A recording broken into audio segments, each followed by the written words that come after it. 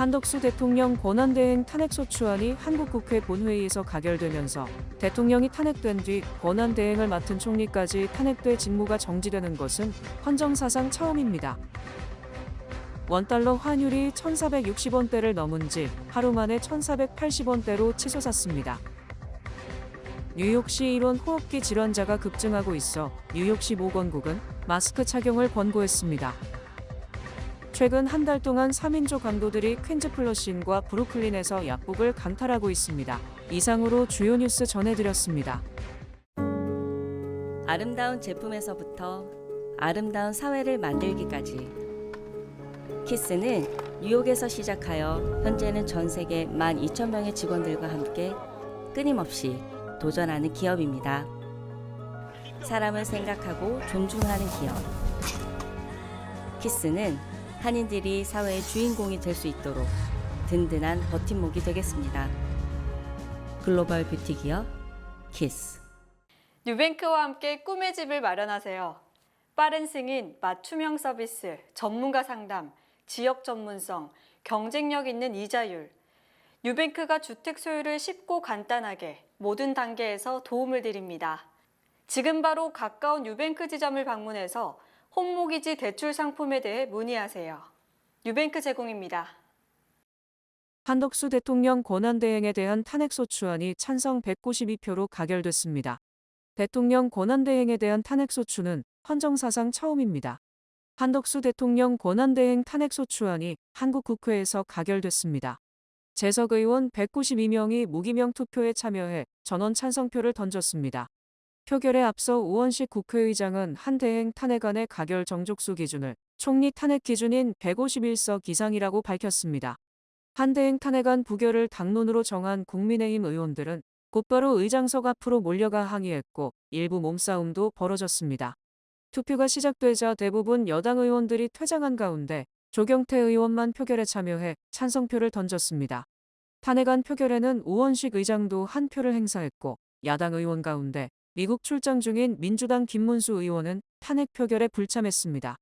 탄핵안 통과로 한덕수 권한대행의 직무는 정지됐고 최상목 부총리 겸 기획재정부 장관이 대통령 권한대행을 맡게 됐습니다. 윤석열 대통령 탄핵안 가결로 직무가 정지된 지 13일 만에 대통령 권한대행까지 탄핵소추안이 가결되면서 헌정사상 초유의 사태를 맞게 됐습니다. 한덕수 대통령 권한대행이 헌법재판관을 임명하지 않음으로써 헌법과 법률을 위반했다는 혐의로 국회에서 탄핵이 가결됨에 따라 환율이 1,460원대를 넘은 지 하루 만에 1,480원대로 치솟았습니다.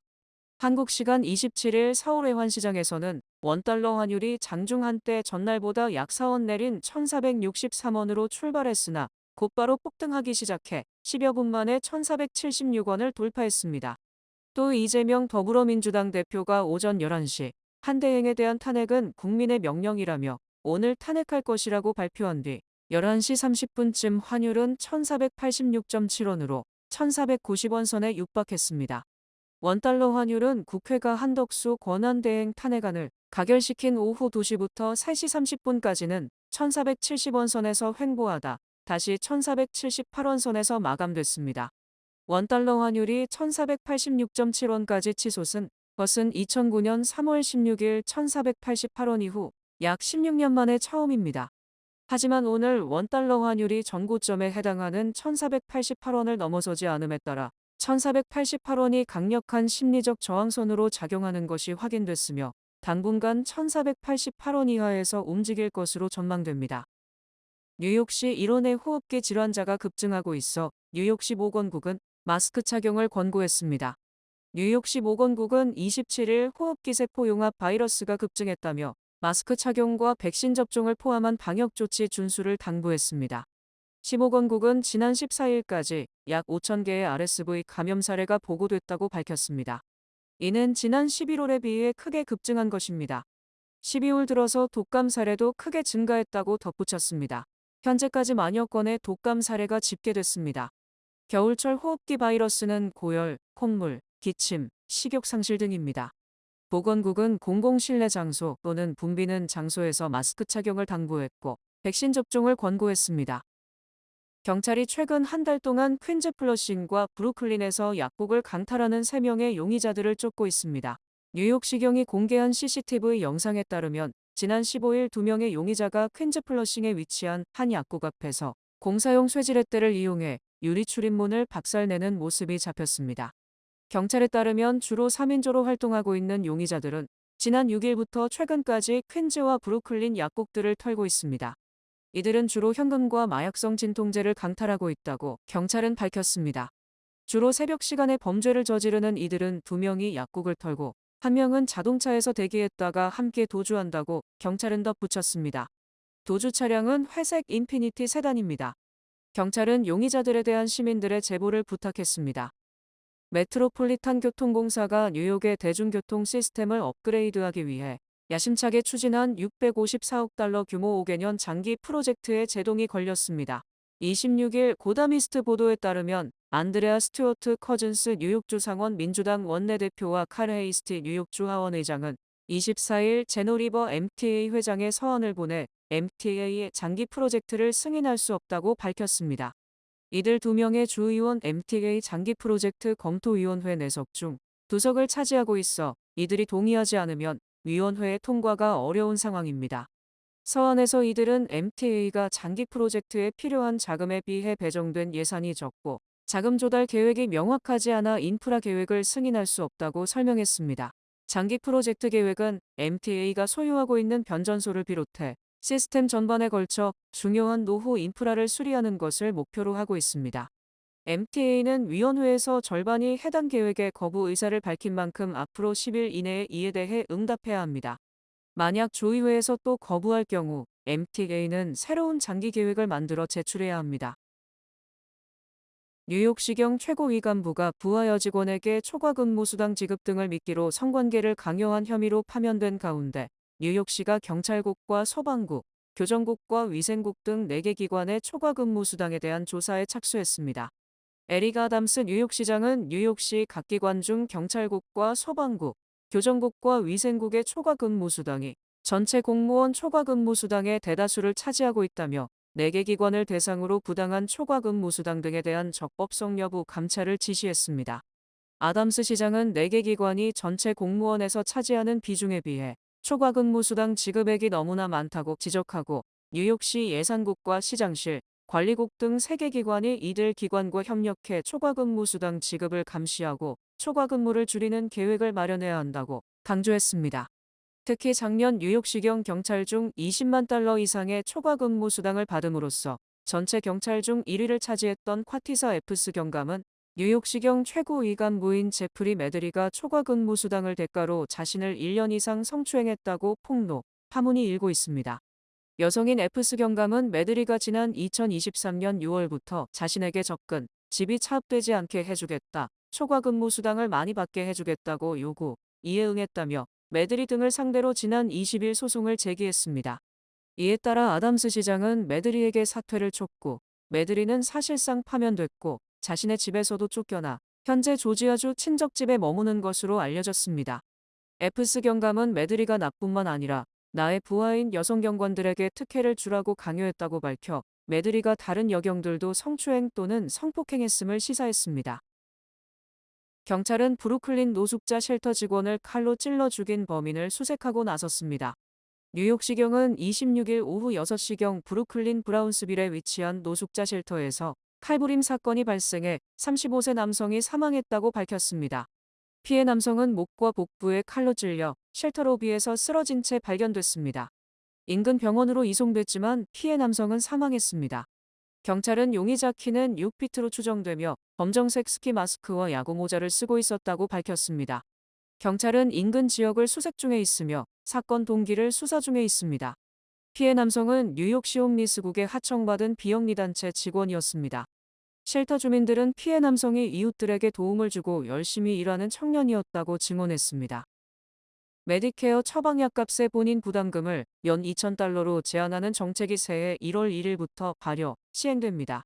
인플레이션 감축법에 따라 시행되는 이번 조치는 메디케어 처방약값의 1년 본인 부담금의 2,000달러의 한도를 설정하게 됩니다.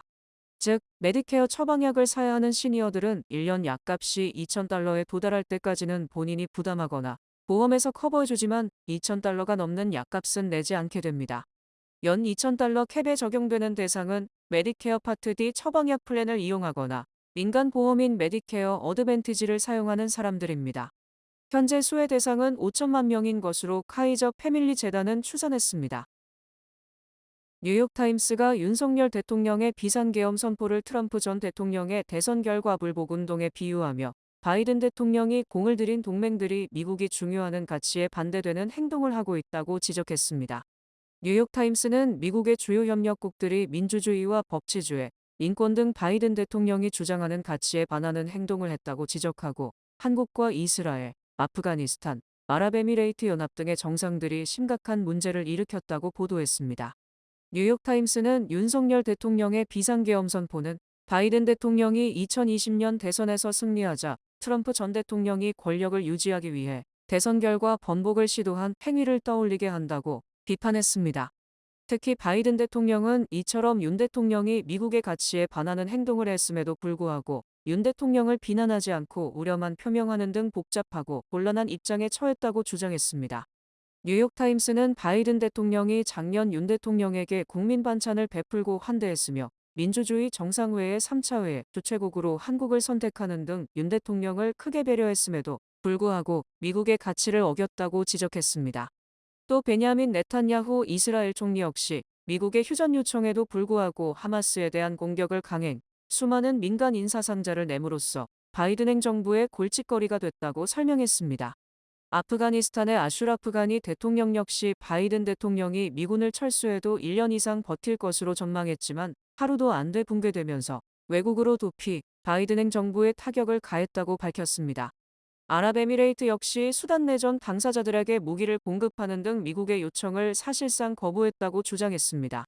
이에 대해 바이든 대통령은 민주주의를 외교의 핵심 가치로 내세웠지만 동맹국과 협력국은 완전한 민주주의가 아니기 때문에 문제가 발생한 것이라고 비판했습니다.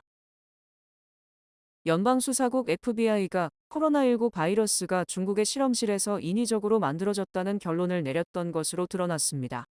월스트리트저널은 바이든 대통령의 지시로 코로나19의 원인을 추적했던 FBI의 제이슨 베넌 박사를 인용, FBI가 코로나19 실험실 유출 결론을 냈다고 보도했습니다.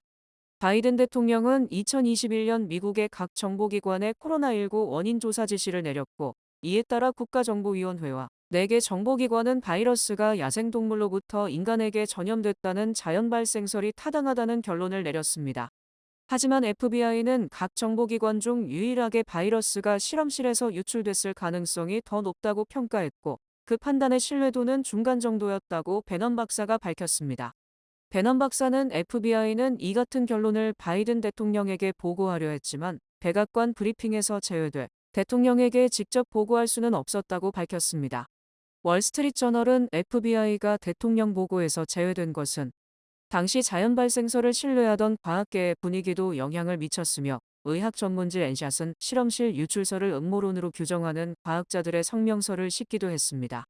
하지만 FBI 외에도 국방정보국사나 국가의학정보센터 과학자 3명도 유전자 분석을 통해 코로나19 바이러스가 실험실에서 만들어졌다는 결론을 내린 것으로 확인됐습니다. 이들은 2008년 중국 과학자가 발표한 논문에 바이러스가 인간 세포에 침입할 수 있는 경로가 소개됐고, 이에 따라 코로나19 바이러스가 인위적으로 만들어져 유포된 것이라고 주장했습니다. 미국 경제가 1990년대 IT붐에 버금가는 생산성 향상을 눈앞에 두고 있다는 분석이 제기됐습니다. 월스트리트저널은 연방노동통계국 자료를 인용, 지난 3분기 전체 비농업 부문 노동 생산성이 1년 전 같은 기간보다 2.0% 상승했으며 이는 5개 분기 연속 2% 이상의 성장을 달성한 것이라고 보도했습니다.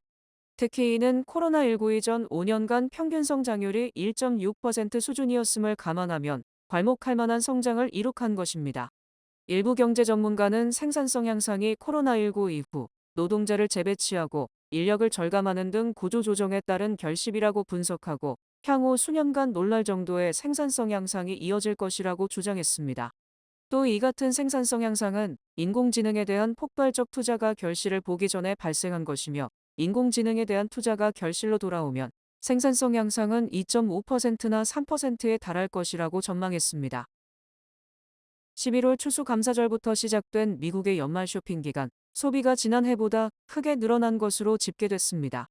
세계적 신용카드 회사 마스터카드는 지난달 1일부터 이달 24일까지 신용카드 소비는 전년 같은 기간보다 3.8% 증가했다고 밝혔습니다. 이는 전문가들의 예상치 3.2%보다 높은 것은 물론 지난해 같은 기간의 증가율 3.1%를 크게 웃도는 것입니다. 또 같은 기간 온라인 매출은 6.7% 증가, 2.9%에 그친 오프라인 매출보다 증가율이 2배 이상 높았습니다. 마스터카드는 인플레이션으로 상품 가격을 올랐음을 고려해도 매출 증가폭이 더 컸다. 또 55일간의 쇼핑 기간 중 마지막 5일 매출이 전체의 10%를 차지했다고 설명했습니다. 품목별로는 의류가 3.6%, 보석이 4%, 전자제품이 3.7% 각각 증가했으며 의류의 온라인 매출이 6.7% 증가, 0.2%에 그친 오프라인 매출 증가보다 30배 이상 증가율이 높았습니다. 이처럼 온라인 매출이 압도적으로 강세를 보인 것은 온라인 유통업체들이 막판에 대대적 할인을 한 데다 무료 배송 등 편리한 옵션을 제공했기 때문으로 풀이됩니다. 또 올해는 추수감사절부터 크리스마스까지의 시즌이 지난해보다는 5일 줄어들어 오프라인 매장 방문 기회가 감소한 것도 온라인 매출 증가로 이어졌습니다. 미주 최대 한인은행에서 이제 아시아계를 대표하는 은행으로 도약하는 희망을 설계하는 전문가들의 은행, Bankers, Experts, Neighbors, 뱅크 오브 호프가 지원합니다. 주요 단신 전해드립니다. 뉴욕시 교통국 자료에 따르면 올해 초부터 지난 22일까지 보고된 교통사고 사망자 수는 247명으로 전년 동기 257명보다 3.9% 감소했지만 이는 팬데믹 이전인 2019년 교통사고 사망자 수 215명보다는 여전히 많은 숫자로 나타났습니다. 26일 더일에 따르면 트럼프 당선인이 보건복지부 장관으로 지명한 로버트 케네디 주니어는 푸드스탬프 혜택을 사용해 구매할 수 있는 품목 목록에서 코카콜라, 펩시, 마운틴듀 등을 제외한다고 밝혔습니다. 뉴욕시 위생국이 앞으로 1월 중순이 지나서도 날짜에 상관없이 각 지역별 재활용품 수거 날짜에 맞춰 크리스마스 트리를 수거할 방침이라고 발표했습니다. 내년 뉴저지주 예비선거일이 당초 예정보다 일주일 늦어진 6월 10일로 변경됩니다. 예비선거일 변경은 유대교 명절과 겹치는 것 등을 피하기 위한 조치입니다. 뉴저지주 교통국은 26일 오전 7시 45분경 워튼 지역 인근 고속도로에 싱크홀이 생겨 부상자가 나왔고 이로 인해 고속도로 일부 차선을 폐쇄했습니다.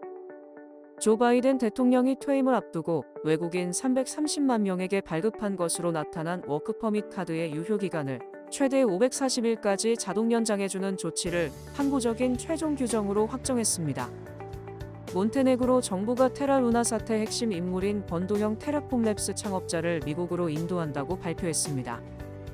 연방항공우주국의 태양 탐사선 파커 솔라 프로브호가 태양 표면으로부터 불과 610만 킬로미터 떨어진 곳을 통과, 우주선으로 태양에 가장 가까이 접근하는 새 역사를 세웠습니다. 날씨 전해드립니다. 토요일인 내일은 비가 오겠습니다. 낮 최고 기온은 47도, 최저 기온은 46도입니다. 해 뜨는 시간은 7시 20분, 해지는 시간은 4시 36분입니다. 이상으로 주간 날씨와 세계 날씨 전해드립니다.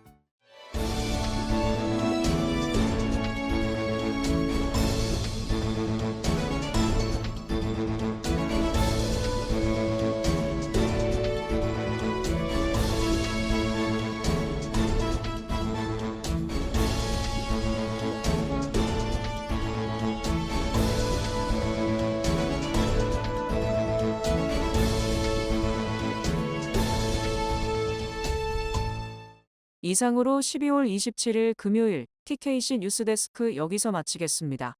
시청해주신 여러분 고맙습니다.